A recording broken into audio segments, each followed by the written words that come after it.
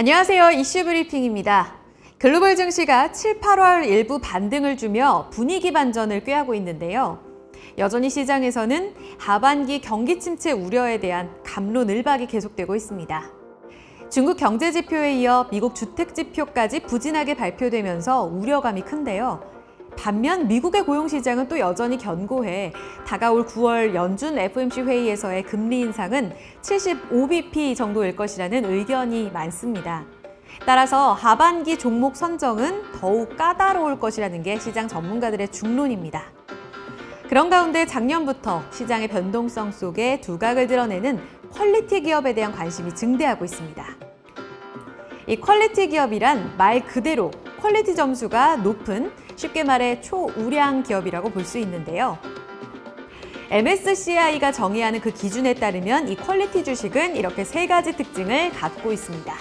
높은 수익성, 낮은 부채 비율, 그리고 낮은 이익 변동성입니다. 우선 높은 수익성은 투하자본 이익률, ROIC, 혹은 자기자본 이익률, ROE를 보고 판단합니다. 이 기업이 자본에 비해 더 많은 이익을 창출하는지 보는 지표죠. 두 번째 특징인 낮은 부채 비율은 이 기업의 높은 재무 건전성을 의미합니다. 기업이 현금 여력이 많아서 이 부채 비율이 낮을수록 외부 상황, 즉 자산 가격이나 금리에 대한 민감도가 줄어듭니다. 즉 영업을 위해서 타인 자본을 쓰지 않아도 된다라는 의미입니다.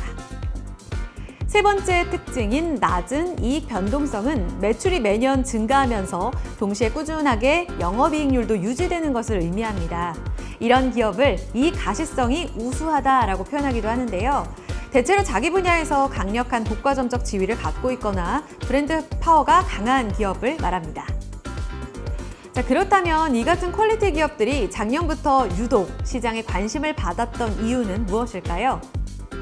팬데믹 이후 경제 회복이 가시화되면서 올해부터 금리 인상이 본격화될 것이라는 전망이 우세했죠.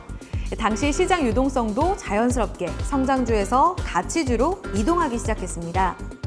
그런 가운데 전통적인 가치주보다는 이익 성장이 크고 또 성장주보다는 재무 구조가 단단하고 우수한 퀄리티 기업들이 주목받기 시작했던 겁니다. 금리 인상기에는 기업들의 비용이 높아지고 이익 변동성이 커지는 만큼 마진 하락 압력이 적은 이런 퀄리티 기업들이 시장의 각광을 받게 됩니다. 실제로 이 퀄리티 기업에 대한 투자 성과도 좋았던 편입니다. MSCI 분석에 의하면 역사적으로 MSCI 글로벌 퀄리티 지수가 MSCI 글로벌 지수 대비 연평균 수익률이 우수했던 것으로 확인됐습니다. 하지만 아쉽게도 연준의 금리 인상이 본격화됐던 올해 상반기 이 퀄리티 ETF들의 성과는 저조했습니다.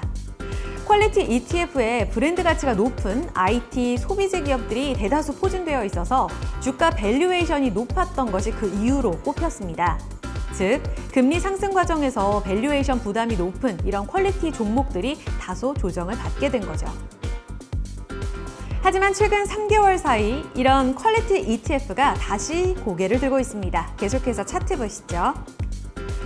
네, 블랙록 자산운용이 2013년에 출시한 iShares MSCI USA 퀄리티 팩터 ETF입니다. 코드명 QUAL. 이는 코로나19부터 2021년 연말까지 꾸준히 올라가면서 이렇게 역사적 고점을 만들었었는데요. 그 이후에 2022년 상반기까지 조정을 받고 다시금 75bp씩 공격적으로 금리를 올렸던 6월에서 8월까지 그 두 달간은 다시 반등하는 모습을 보여주고 있습니다.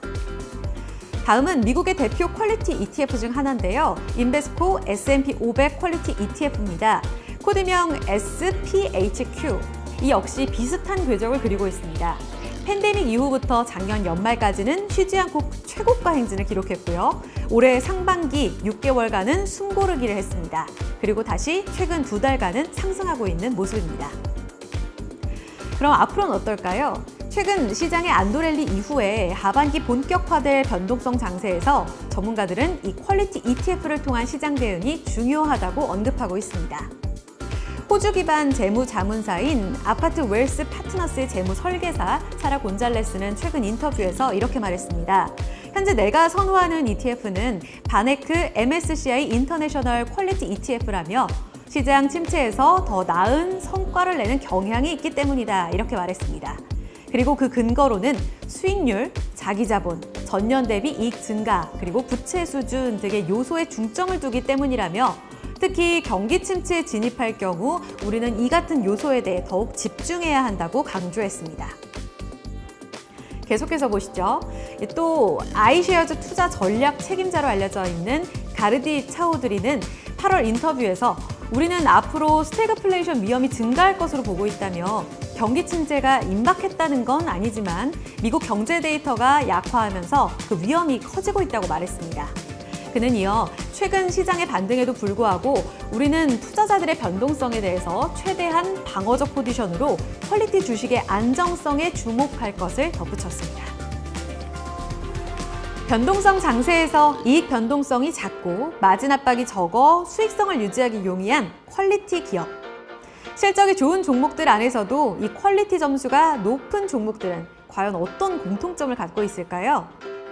어려운 시장 속에서 우리가 퀄리티 기업에 주목해야 하는 이유. 다음 주 펀드데이트 라이브에서 이 글로벌 퀄리티 기업들의 내용과 이 기업들에 투자하는 방법은 무엇인지 알아보려고 합니다.